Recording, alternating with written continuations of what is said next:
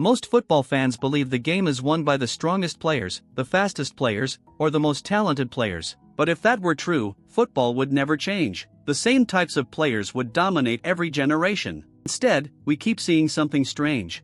Players who don't look physically special rise to the top, and players who look unstoppable in one league sometimes struggle in another. So what is really happening? Because if you slow football down and look beyond the highlights, you start to notice something invisible controlling everything. It's not speed, it's not strength, it's not even technique, it's the mind. This is why football is mostly mental. Think about Lionel Messi. When he receives the ball, he rarely looks rushed. Even when surrounded by defenders, the game seems to slow down around him. Luka Modrić does the same. Sergio Busquets made an entire career out of making pressure disappear. Xavi controlled matches without needing pace. Rodri now dominates modern football without flashy skills.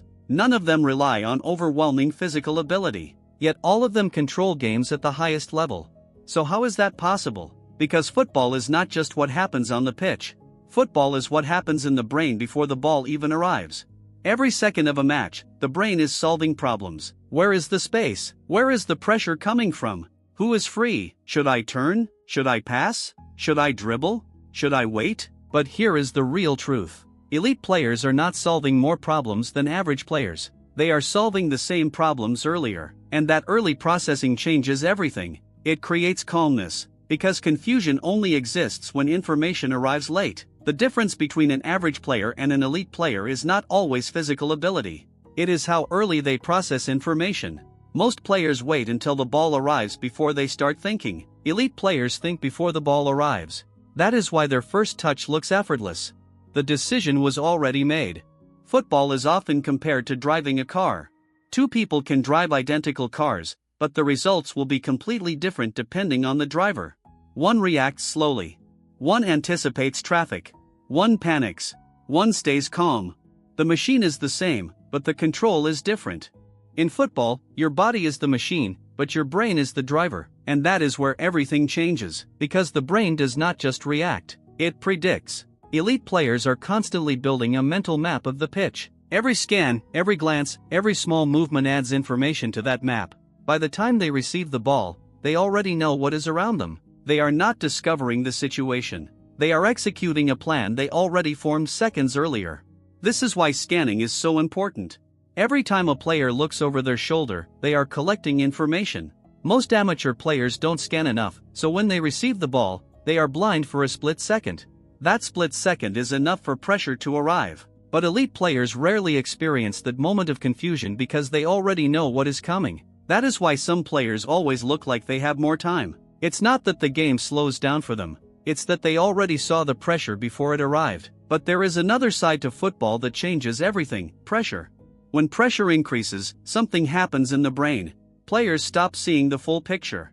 Their attention narrows. Instead of seeing multiple options, they see only danger. This is called tunnel vision. Under pressure, players stop taking risks. They stop playing forward. They choose the safest option instead of the best option. That is why a winger who normally dribbles suddenly passes backwards, or a midfielder who normally plays creative passes starts playing simple ones. Their ability didn't disappear. Their mind changed how they see the game.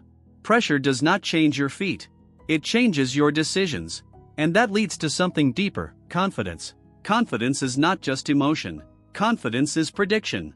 If your brain expects success, you play freely. If your brain expects failure, you play cautiously. That is why players on good form look unstoppable. They are not just playing better football. They are thinking differently. One good action builds confidence. One mistake can destroy it. And over time, these moments shape a player's entire style of play.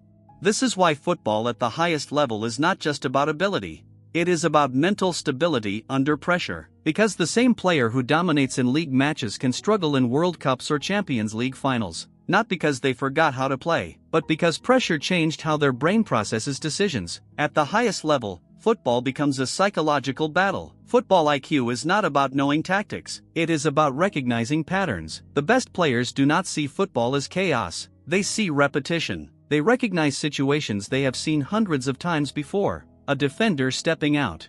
A midfielder pressing. A winger making a run. To most players, these moments feel unpredictable. To elite players, they are familiar.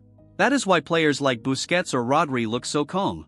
They are not reacting. They are predicting.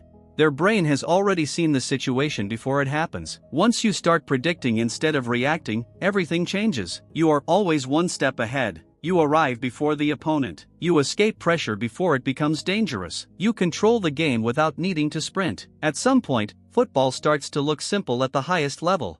Not because it is easy, but because complexity is removed before it appears. And this brings us to the final truth. Football is not just a physical contest. It is not just about speed, strength, or skill. Those things matter, but they are not enough. At the highest level, everyone is fast. Everyone is strong. Everyone is talented. What separates players is how they think. Because every pass starts as a thought. Every run starts as a decision. Every goal starts in the mind long before it happens on the pitch. When pressure increases, the brain changes how it sees the game. It removes risk. It removes creativity. It removes options. And that is why big games often look different from normal matches. Players are not worse in finals. They are just thinking differently. And once you understand that, you begin to see football differently. You stop watching only the ball. You start watching the mind behind the player. You notice scanning. You notice hesitation. You notice anticipation. You notice calmness under pressure. And suddenly football becomes something deeper. It becomes a battle of minds disguised as a game played with feet. Because in the end, football is not mostly physical. Football is mostly mental.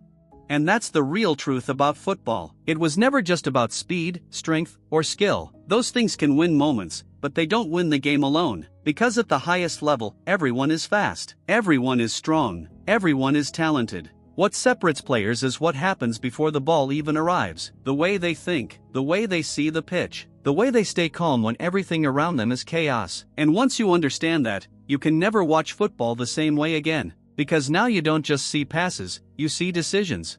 You don't just see runs, you see anticipation. You don't just see pressure, you see the battle inside the mind. Football becomes deeper than the scoreboard.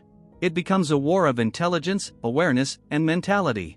And the players who master the mind always control the game. If you enjoyed this breakdown, make sure you subscribe to Football Genesis for more deep football insights, psychology, and hidden truths behind the beautiful game. Because here, we don't just watch football, we understand it.